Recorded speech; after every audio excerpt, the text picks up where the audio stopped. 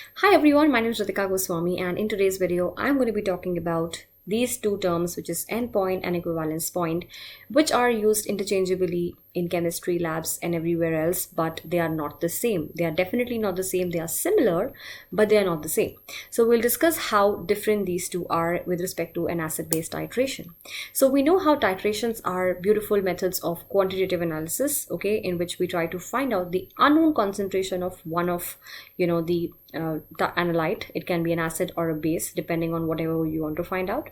So for example, in this titration, we have a known concentration of a base.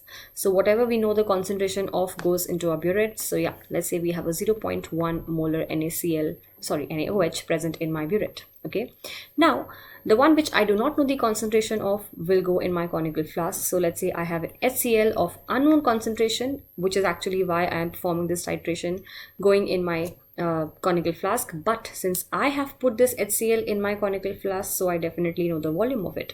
I may not know the concentration, but I definitely know the volume, okay? So volume here is known, okay? Whereas in the burette, the molarity, which is the concentration, is known, and the volume will also be known after the titration is complete, okay? So depending on, whatever acid and base we are using, we'll just start off with this titration. And we also use one extra thing, which is called an indicator. And I will maybe use a phenolphthalein indicator, ppH indicator in this acid-base titration. So we know how a ppH indicator or a phenolphthalein indicator will not show any color change in acidic medium. So in H plus ions, in presence of H plus ions, which of course is, denoting an acidic medium, we will not have any color change. Okay, whereas in case of a basic medium, let's say we have a OH minus ions present, then we will have a beautiful pink color change present. Okay, now if I put in this conical flask, I have HCl, which is a very strong acid. If along with that I put a ppH solution, which is my indicator ppH or phenolphthalein, of course I do not expect any color change here because it is acidic, right? Now when I start with the titration, I will add this alkali, which is base from my burette, into the conical flask step by step or drop by drop. Okay, of course, which means that in my conical flask initially I only have H plus ions, and then drop by drop I am adding my alkali. So I'm increasing the moles of OH minus ions in my conical flask with every drop that I'm adding, right? So there'll be a point in this titration when the moles of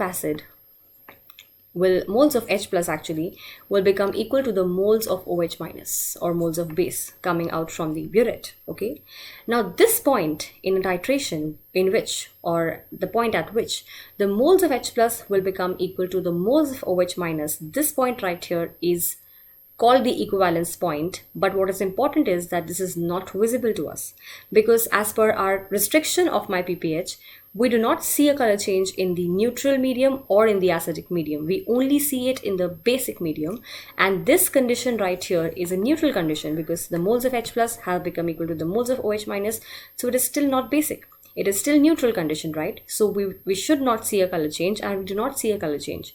So this point right here is called the equivalence point, and this is something which we do not see. But once we get an equivalence point, just after that, if you just add even just one single drop of base from my burette into my conical flask, there we will get a color change, and that point is going to be called the endpoint.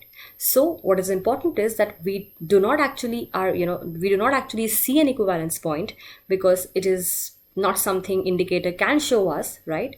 But what we see in the in a titration is the end point, which the indicator can show me, right? But for calculations, for finding out the unknown concentration of my acid in this case, we use this equation, because we will just substitute M1V1 equals to M2 V2, where M1 is the molarity of, or unknown molarity of, my acid. Volume I already knew, okay, and then molarity and volume of the base I already know, so I can substitute all these values and I can find my value of molarity of concentration, which is the concentration of acid. But since we use this equation right here, the equivalence point equation for finding out the molarity, but we need to understand that this equivalence point is not the same as endpoint. They are just one drop apart, but they are different. Okay, so I hope in this 5 minutes video of what is the difference between equivalence point and endpoint, I was able to make my point. I hope this helps.